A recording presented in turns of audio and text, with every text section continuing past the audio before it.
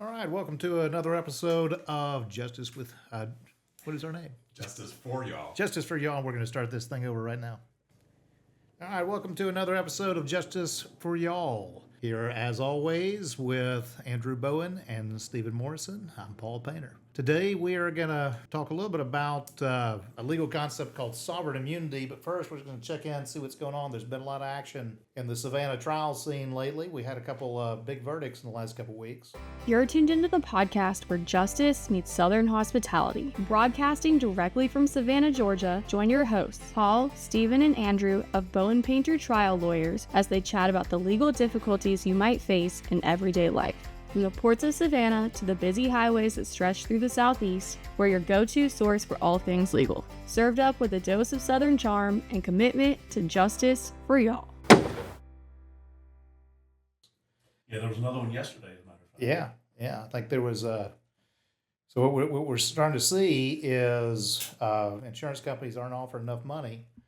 I think the one from last week was a $3.4 million verdict, and they'd only offered, or there was $100,000 available insurance, and they didn't pay it when they should. So somebody went out and got a big verdict, and now somebody's got to pay it. We'll talk about that in a different episode.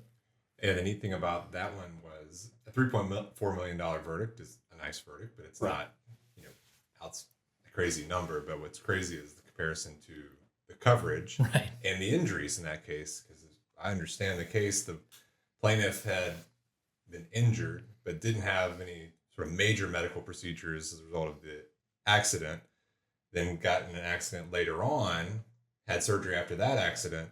And that really is what caused a lot of the sort of the medical specials that we call it to go up. And the jury still found that, based on the evidence, that later injury was sort of a continuation of the earlier injury. She was sort of like a cracked vase, a vase with cracks in it. And it was that second crash or accident that really caused the body to fall apart. Yeah, I mean that. And we see that, they get somebody, it's the eggshell skull plaintiff. Somebody's just already weak from something, and then they get into a more minor accident, they can get really badly injured. So jury obviously saw it that way too. But looks like they're getting some big verdicts in Chatham County, which is not really surprising. They've been getting some big verdicts all around the country since COVID, especially, and Chatham County's got typically juries who will be understanding to plaintiffs and will award what's fair. So what do y'all got going on? You both about to go out of town, aren't you? Yeah, I'm going to be out of town starting tomorrow for my niece's wedding. My niece Lennox is getting married down in St. Simons. Nice. So the whole family's going to be down there for the weekend. Looking forward to that. And looks like the weather's going to hold out for us, which we were worried about for a little bit because it's an outdoor wedding. Oh, man. That's good. I think, Paul, the better question here is, what wedding are you officiating this weekend? Because that is what both Andrew and I are up to, if I understand it correctly. That's really. I'm the officiant for my niece's wedding, and you're doing one as well. Right? I am the officiant for a sort of adopted law student. She's a friend now, but at the time we really got to know her in law school. She was in law school with my wife, and didn't really know a lot of people in the class. And she was younger, just gotten out of college and went through law school, and was kind of looking for a family. So we became that family for her. And over the years, we'd cook her dinner and have her over, and she'd study and cry and do all the things you do in your first couple of years of law school. And now she was dating a guy at the time that she's now marrying, and I got to know both of them. Asked me to officiate the wedding. So That's cool. Would you go online and do a... I didn't. So I'm actually not ordained, but Minnesota just recently, in time for this wedding, passed a law allowing basically anyone to register as a wedding officiant. Huh. So you can go and just sign up and pay a fee. I registered in my old home county of Dakota County, and now I'm an official registered officiant to do weddings in the state of Minnesota. I'll tell you what, becoming a full-service law firm. That's right. Take your injury case, get you married. So, no, I'm not marrying anybody, so I feel like I'm really letting the firm down. Well, it's a little more complicated down here. Somebody's got to be the standout. There you go. You want to talk a little sovereign immunity? Yeah, let's talk about it. I think it was maybe a week or so ago, Paul, you and I don't know why we were talking about it. And we have a lot of cases dealing with some of the exceptions to sovereign immunity that we'll talk about. But we were kind of asking, where does it come from? Right. What is it? So just generally speaking, sovereign immunity means you can't sue the government. The government has, as a default, total immunity from suit, and it's kind of an old principle, a hangover from the common law. But if you know, in our country, we're a country of laws, and typically you go to look, if you want to know where a law is, you can go find that. It's either in the Constitution or one of the federal statutes, state constitution, state statute, something like that. But you will not find federal, that is the United States, sovereign immunity in the Constitution or any federal statutes as a declaration that the United States is immune. That's crazy. Now, does it come from, I'd always heard this, but I've never done the research, that it comes from England and the idea that the king can do no wrong, so you can't sue the king? That's right. Yep. So if you think of the term sovereign immunity, sovereign literally means the king or the ruler. He's the sovereign over the state. And so the sovereign can't be sued. His subjects cannot take him to court. And maybe it's just my nostalgia, but I'm a little more, I think there's an edge you can take off of that. At first, it just sounds really crazy, especially to the modern American mind. You know, everybody should be accountable for everything. Right. But there was a notion, particularly in the English kingdom and then later in the United Kingdom, that the king was not accountable to the people, but he was accountable to God, or she was accountable to God. And that, even now, that role is taken pretty seriously, that basically you're going to be judged for every act that you have done as a king in the afterlife. And that's what's supposedly going to hold you accountable here now. We rejected that notion. We adopted the Constitution, but we still held on to that. But then you ask, well, who's the sovereign now? Right. And I don't know, who do you guys think the sovereign is for the United States? Pop quiz. Government. Well, it is the government. What is the government? The preamble to the Constitution. Who is the government? The people. Yeah. So it's, we the people are sovereignly immune from being sued by ourselves. Basically, is how it works out these days. So it originates in common law. It was never codified or put in the Constitution, but it was adopted by some early U.S. Supreme Court decisions as just, it is what it is almost. It wasn't really reasoned. It was just, you know what, everybody knows we have sovereign immunity, so it therefore exists. Is that right? That pretty much sums it up. The way that the Supreme Court made decisions in the earlier days of the Republic is a little bit different. They didn't go into quite as much detail as we see Supreme Court opinions these days, but Chief Justice John Marshall in some early decisions basically just said, it's a matter of known principle that you can't sue the government. And it started off in a case where, if I remember, it was out of Georgia, actually. It was what is now the Southern District of Georgia? Yeah, that's right. It started here because right where we're at. There was a gentleman that had a debt that Georgia owed him, and he tried to sue Georgia, which is not the federal government, obviously. And one thing led to another, and eventually ended up at the Supreme Court. Things got to the Supreme Court a lot more quickly those days.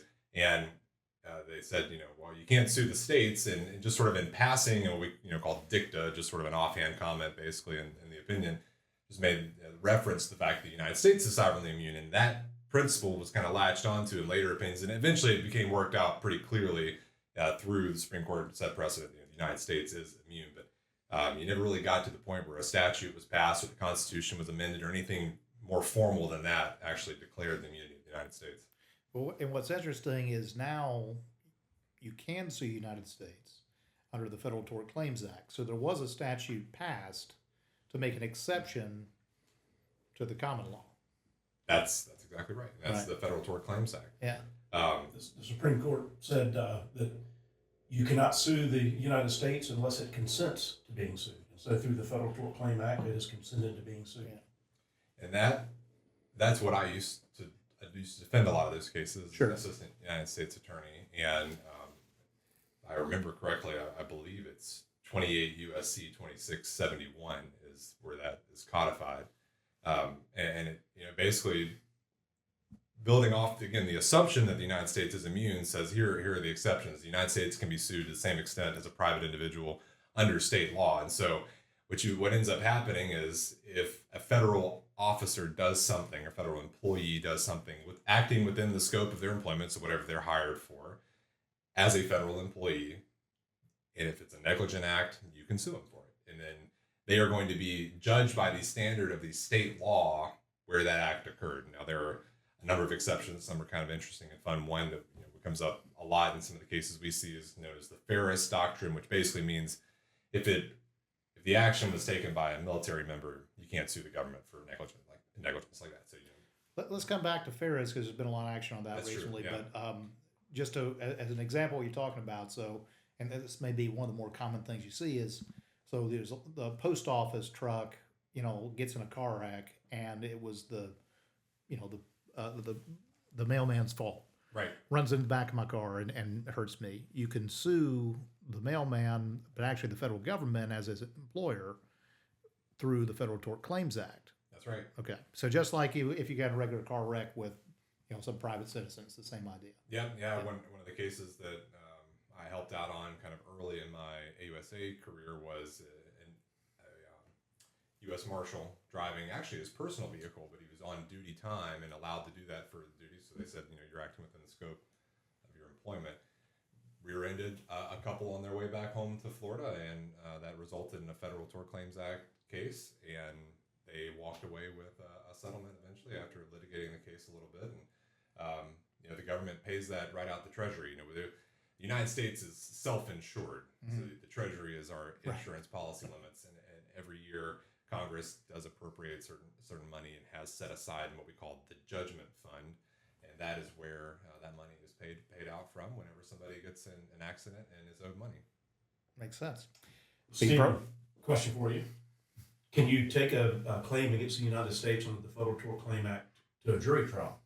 You cannot do that, and Yeah, there's some special rules that make it different than a state act. What are some of the special things you got to do if it's against the government as opposed to a private citizen? that's a great question, because one of the very first things you need to do is you have to go through the administrative process. Right. Before we kind of talk about some of those, we're talking about why the United States gets to set the rules, and it goes back to what Andrew was talking about.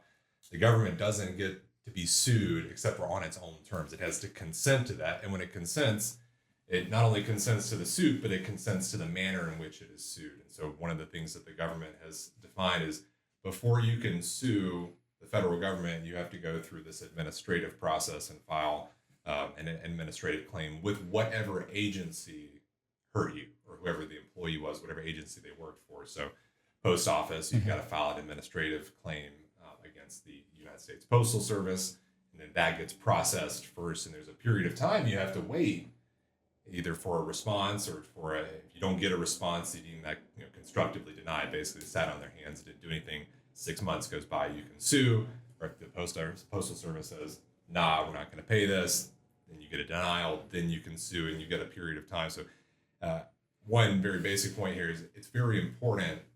I think we talked about the last episode, or one of our other episodes, about when you need a lawyer and when you don't. Right. This is when you need a lawyer. Because that form, that is the SF-95, That's right. Yeah, Standard Form 95. Right. Good government name for a form. But you've got to have, one of the things in it is the amount that you claim your case is worth. Let's say you just got hurt and you put this form in a week after getting hurt, and you say, well, my back hurts and I want $50,000. Well, then your back gets worse and you wind up having to get a surgery now it's worth $500,000. If you put $50,000 in that form, that's the most you can ever get. That's right. Yeah, that becomes a cap on your case. Yeah. So you always self-limit. When in doubt, you basically, really make a big number on there just to make sure you're not capped. Yeah, your best day, your worst day, right? But your best day in court, right? Anyway, you want to put that on there, and you got to put a number. The other part of that is if you don't put any number, then if you go to file suit, you might be up the creek because you haven't complied with the rules. The notice requirement. Yeah. That's right. There are pitfalls, and you need a lawyer to handle that for you. You really do. A lot of lawyers need lawyers. I mean, I see lawyers, they get a case against the federal government, and rightly so, they start looking for other attorneys who actually know the lay of the land when it comes to this, because there are a lot of tripping hazards, as it were, going through this landscape. And we may get to this in this episode, but the federal government is not the only government entity that has sovereign immunity. The state of Georgia, for instance, has sovereign immunity, and they have the Georgia State. I can't say Georgia it. Tort Claims Georgia Act. Tort Claims Act. Thank you. I couldn't get out. And then the counties have immunity, and the cities have immunity. Municipalities have immunity. So, and each one of them has a notice requirement. Each notice requirement is different. Each notice requirement has a different timeline to which you have to do it. Because I think the Federal Tort Claims Act, there's not a timeline. It's just before the statute of limitations. It's a 2 year. 2 year, Yeah, you gotta which is file. the same as our statute of limitations. Something like that. Georgia's is 1 year. A county is 1 year. The city is 6 months. And then what you have to submit to them and how you submit it. I mean, some of them, Depends on who you're suing. exactly. Because do you have to give it to the mayor? Do you have to give it to the county administrator? Do you have to send it by overnight delivery? Do you have to send it by first class mail? It has all these little rules that are frankly designed to trip people up so the cities and counties and state don't get sued. Yes. But back to the Federal Tort Claims Act, because that's kind of the mother of them here. So Yeah, and I think you find some folks will try to analog. There's some analogs between state sovereign immunity and the State Tort Claims Act, and a lot of the states have different rules and things. So again, you need a lawyer, Right. if you get involved in this, and you get complicated things sometimes where the state and the federal government may have been working together on a project, and so you got to figure out who was acting in what capacity and who's responsible. And 2 years sounds like a long time, or even 1 year, 6 months is not a long time. No. So you got to act quick. Yeah. When these things happen. or else just complete bar, even though it could be the worst atrocity in the world. If you don't check these boxes on the administrative task you have to do and do them specifically, Right. you could lose out on any chance to become made whole. Yeah, we've seen a couple of cases where we're coming in on recently a Georgia Tort Claims Act Right. case where it's some just some wrinkles that show up along the way that you don't necessarily anticipate. You got a really bad thing that happened. And you think that should be enough. Something bad happened. The government's responsible, but that is not enough to do it. No matter how sympathetic, and it gets more and more tragic when the facts are worse, but you missed one of these important little rules along the way, and that ends up being the reason that it gets kicked. So let's go back to the Federal Tort Claims Act. You were trying to talk about the kind of what makes the Federal Tort Claims Act different than a regular tort suit. So what are some of the things? And Andrew, you were talking about that. The jury trial piece was Yeah, the jury trial. Right. So when you file, after you've complied with the administrative process, filed your SF-95, either gotten a denial or the 6 months has run, you file your lawsuit in federal court, and the lawsuit proceeds with discovery and pre-suit motions and all of that, and you get to the time for a trial. And instead of a jury, you try the case to the federal judge sitting on that case. In some ways, it can be more streamlined, but at the same time, as trial lawyers, we believe heavily in the right to a trial by jury, and the fact that juries are the best arbiters of disputes between people most of the time. The federal judges that we've been before, they all do a good job. And they're going to follow the law, and in a deserving case, they're going to give you an award. But it's just our feeling that at the end of the day, a jury tends to be more sympathetic to a deserving plaintiff's position than a single judge. And that's why they have the jury system typically, is you want your residents of your community making the decision on what's fair, not a single judge who's appointed or elected. Even though you're right, judges typically get it right, but the jury system is in place for a reason. Right. In other cases. And, I know we're talking about the Federal Tort Claims Act, but that is one of the differences. The Georgia Tort Claims Act is you do get a jury with the Right. Georgia Tort Claims case. The other side, there's each sovereign gets to decide, what it thinks is the best balance of righting wrongs and, protecting the public fisc, as it were, making sure that the government. Because the Georgia Constitution has immunity within the Constitution, Right. where the federal does not. So it comes from a different place. That's true. And the states, really, the states are on the much better ground in terms of the source of immunity, because the state, we have the 11th Amendment. which was actually passed. And I think I need to kind of walk back a little bit with that Chisholm versus Georgia case we're talking about, where they had that passing comment about the United States being sued. Yeah. That case was allowed to go forward because there was no, at that time, declaration of the state's sovereign immunity to be sued within the context of a federal lawsuit by a citizen against that state. Passed the 11th Amendment that Congress used to do things back then, and so they got together and worked up this amendment, got it passed and ratified, and then you get the 11th Amendment, which declared the state's sovereign immunity in states court, but then in the federal court system, but then the states also have their own constitutions. So I've got this idea, an opinion that once you've complied with the administrative things you have to do, so now you have a viable Federal Tort Claim Act case or a Georgia Tort Claim Act case, that the Federal Tort Claim Act legally is a little bit less complicated than the Georgia, because in Georgia you still have to deal with the capacity in which the state actor, state employee or official was acting. Were they performing a ministerial duty, or were they performing a discretionary duty? And there are still protections for them if it's what's called a discretionary duty. So am I right about that? That once you get past the administrative stuff, the Georgia cases are often much more difficult than the federal cases.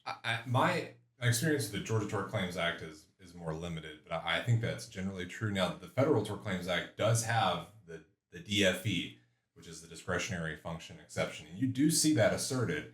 I think that as matters of policy, that's only asserted in certain areas, and the one thing that we kind of hinted at is when you start the administrative process, you're dealing with the agency, you're dealing with a lawyer or some type of risk manager that works for the federal agency. But once that goes by and you filed suit, now you're in federal court and you're dealing with the Department of Justice. You get an assistant United States attorney who's assigned to defend the claim. And the Department of Justice has over time developed certain policies and procedures and the practices of the way they defend these claims. And you can see in the way that this has developed that they're pretty jealous about developing these rules in a consistent way. And that I think there's two things driving that. One, they want to make sure that when it's asserted, you take it seriously. It's sort of the same way that they bring criminal cases. They're only going to bring a criminal case when they know they've got you dead to rights, right, as a general matter. The other thing I think that's motivating it is, and this is the thing that I think makes what you're saying true, Andrew, is when a United States attorney is stepping in to defend the federal government, they do have a client, it's the United States. But kind of going back to what we're talking about, who's the sovereign, who the people, it's the people. Then they have a duty to the people from the public, protecting the public treasury, but they also have a duty to the members of the public that were hurt. And that changes a little bit, I think, of the posture of these cases, where it's not like dealing with an insurance company whose job is purely to just prevent you from getting money from the insurance company. There is an additional duty to do justice. And that is something I think that really plays out more in these cases. And so you don't see them aggressively asserting these exceptions or trying to argue for just anything they can make stick to the wall to defend the case. They're really looking for what's the right outcome here. And this may be a topic for a whole nother episode, but just briefly, when we talk about discretionary versus ministerial duty, what are we talking about there? Right. So there you're talking about, and looking at Georgia law, in a private matter, let's just say there's a trip and fall at our office here, okay? And let's just say we own the sidewalk outside of our office, and we let a big hole develop, and it's hidden and somebody can't see it, and they come and trip on it. And we knew it was there, but we decided just to wait another month to get it filled, and because of our budgetary reasons, whatever. Wouldn't matter. Right. We would be negligent, and our decision not to do it would not matter to our liability to whoever tripped and fell. With the same incident, and it was a governmental entity, let's just say the state of Georgia for this, and they decided we're not going to fill that hole, then it would be a discretionary function. And because they use their discretion on whether to fill the hole or not fill the hole, they are immune. Yeah. Now, the difference is that it's ministerial. It's such a basic thing that they can't make the decision. And I mean, it's as simple as like flipping on a light switch type of it's a Right. yes or no. You don't have any discretion. And a lot of times you see that where we see it is perhaps in that example, let's say it was a handicapped person who tripped. Well, the ADA would require the sidewalk to meet certain specifications. That hole wouldn't be allowed. The government doesn't have the discretion to abide by or not abide by the ADA. They'd have to do it, and so they wouldn't have the discretion. It'd be ministerial. They have to do it. Using your example, there's a hole in the sidewalk. It's entirely possible that a governmental entity would have a written policy saying, hey, any hole in the sidewalk needs to be filled and fixed within 2 weeks of it being reported. And if they didn't follow that set policy, then that's going to fall under ministerial. And, one of the perverse incentives Yeah, I was just about to say that. Yeah. that I've actually seen in my practice is, I had a case against Glenn County, Brunswick, with It was a hole. a huge hole in a sidewalk, and a guy was riding his bike, and it was a designated bike path, and it was past sundown, but they're street lights, but your visibility isn't great, and his front tire went in that hole, flipped over the handlebars, terrible injuries. Glenn County had deliberately eradicated all of their written policies regarding sidewalk maintenance because they knew if there was no written policy, they would have the protection of immunity because any decision they made in regard to sidewalks would be discretionary. Right. Now, that's a decision they made to protect their money, but it's not a decision that protects its citizens. But they have that perverse incentive, the way the law is developed, to eradicate any policies or guidelines that they have to follow regarding safety. Yeah, this definitely could be another episode, and maybe even a torts class, because you start to go, okay, well, what can you do about that? And we talk about this, and our job is very important as lawyers, but we have a limited amount of things we can do to help somebody when they're hurt, or to stop or incentivize governments or private companies to do the right thing. That becomes a political issue. That all of these listeners, you now know your government will do this. So if that happens, you need to go and call your county commissioners out, your city council out, because they should have these policies in place to try to prevent accidents. If somebody gets hurt and they look to those policies as sort of the standard, that is the system working. That goes to something I bet nobody out there knows. There is law in the books in Georgia that cities have to maintain their sidewalks. Counties do not have to maintain their sidewalks by law. So if you trip and fall, I actually did not know that. Yeah, if you trip and fall on a city sidewalk, the law says they're responsible. You still have to get the discretionary and ministerial thing out of the way, but they can be liable. If you trip and fall on the worst designed or built or maintained county sidewalk, they don't have any liability by the law. They can just say it's all discretionary. Sidewalks in Chatham County. Well, Or elsewhere. It doesn't explain Savannah's, but that's a different They question. could have liability if they had a policy. If they had a regarding, policy, Right. Yeah. maintaining the sidewalk. But as a default matter, there's no sort of general rule like there Right. are for cities. Yeah. So it's the law is good, but it is not perfect, and it's has some inconsistencies in it. Well, that's back to the Federal Tort Claims Act and one of the Constitution. I mean, it's a more perfect union. We're trying to do this thing. We practice law. We don't do law. We practice. Yeah. We're trying to make it better every time. But I wanted to make sure we covered a couple of other interesting, unique things about the Federal Tort Claims Act. One, it has to do with the amount of recovery. And again, I'll compare it to the Georgia Tort Claims Act. Federal Tort Claims Act has no cap on damages as a general matter. Now, you cannot get punitive damages. So there's exemplary damages that are just purely to punish, not to compensate for medical bills and lost wages and pain and suffering and all the damages that we've talked about that are available to a tort plaintiff. So you don't get the punitive damages, which is going to have a limiting effect in some ways. But then the sky is the limit, basically, when it comes to the damages that you can prove in terms of your pain and suffering, future medicals, your past medicals, past lost wages, future lost wages, the value of the life if it's wrongful death, those types of things. Another thing that is interesting about the Federal Tort Claims Act, and this affects our business, is there is a cap on statutory attorney fees. So when you have a private case, it's a matter of contracting, and there's some rules from the state bars about what's reasonable for a contingency fee case. But for the most part, it's up to the lawyers and the client to negotiate that. But on a Federal Tort Claims Act, at least as it stands right now, there is a cap of 25% on those attorney's fees. And I think that does create a situation where a lot of people don't get lawyers for these cases, because you've got kind of two strikes for these cases for a lot of attorneys. I think one is just what we talked about. It can be complicated. There are a lot of places to trip up on the administrative and procedures and the law and discretionary function. The other side of it, you're limited on what you can recover. So I think that's why it behooves someone to get an attorney who knows this area of law, because that attorney is going to have made a calculated decision based on their own experience that they can make this profitable and do this in an efficient manner without getting tripped up, even though they're only going to get 25% versus the standard third or 40 or 45, whatever it may be, depending on the type of the case. 100%.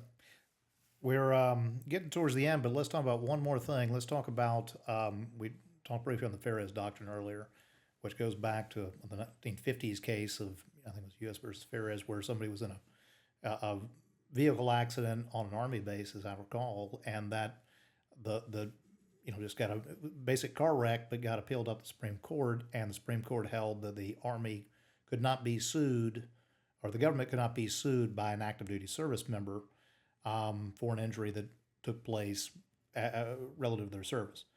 And that's been the law now for about 70 years. But in the past, maybe 10 years, people are starting to think, well, that's not quite fair, and chip away at the edges of it. And the most notable one is medical malpractice, because many, if you're on a big Army base or big Navy base, whatever, you're going to go to the base hospital for a lot of the procedures, and there can be medical malpractice that happens there. So now there's been an exception pretty recently on that. What's that all about? Well, before there's two different pieces there. The first is the Ferris doctrine. We can see this in other areas besides tort law. The Supreme Court is taking a different view of old cases and is willing to look back and say, why the heck did we decide this the way we decided it? Like most people have read a little bit about that. Yeah, it's showing up in the headlines. Obviously, Ferris doctrine is the biggest thing that has happened in recent years with that. Your whole social media feed is about to change to just pure Ferris doctrine. The algorithm is listening. Right. We could probably set that aside and kind of because those contours are pretty. There's a lot there, basically. But I do think that we are in an era of the Supreme Court where they might take another or different look at sort of the rationale behind Ferris doctrine. The rationale is it's kind of what we talked about earlier in a way of like protecting the operations of the government. That basically came down to saying a tort claim is all about what you should or shouldn't have done, basically. You either did something you weren't supposed to do or didn't do something you were supposed to do.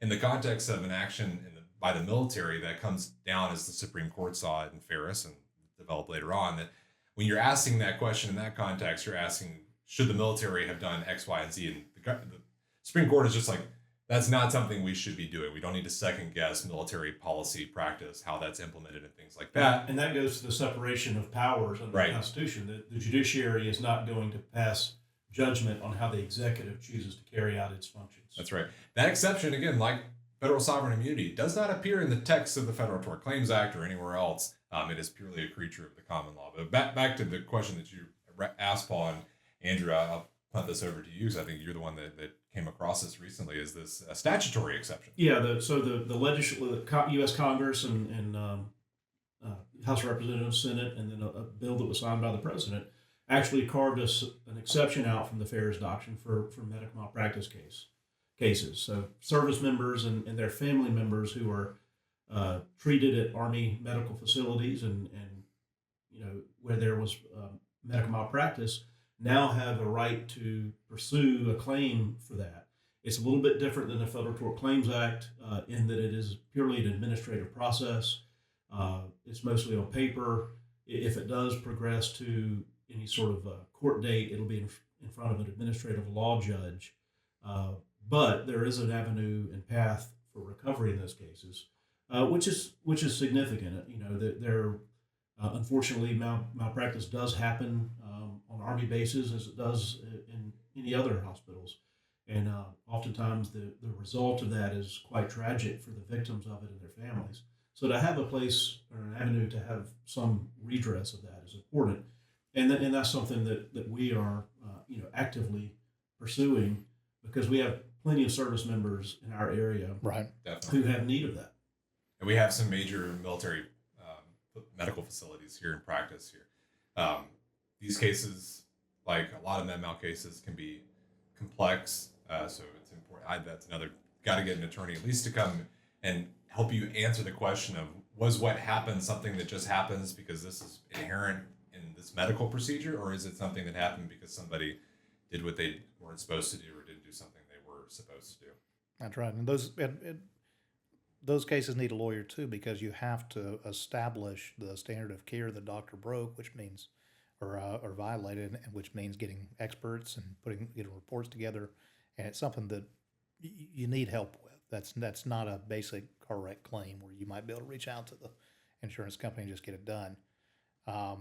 So it's something that someone who's experienced in both federal practice and medical malpractice is really who you want to go to. Yeah, because you're going to have to blend navigating this administrative process, understanding what that looks like, how to move it along, and then also dealing with the medical malpractice, the medicine, and the law. Yeah. All right. Good stuff, guys. Enjoyed it. And that is it for another episode of Justice with Y'all. Thank you. Thanks for listening to Justice for Y'all, hosted by the attorneys here at Bowen Painter Trial Lawyers in Savannah, Georgia. If today's episode resonated with you, or if you find yourself needing legal guidance, remember, we're just a call away. You don't have to work through the difficulties of your situation alone. Visit our website at bowenpainter.com, that's BOWENPAINTER.com, or give us a call at 912-335-1909. We're here to serve you with the dedication and warmth only true Southern hospitality can offer. Thanks for tuning in, and don't forget to subscribe to our podcast on your favorite platform so you don't miss an episode. And tell your friends and family about us if they're ever in need of some legal insight. Take care, and remember that at Bowen Painter Trial Lawyers, we're committed to justice for y'all.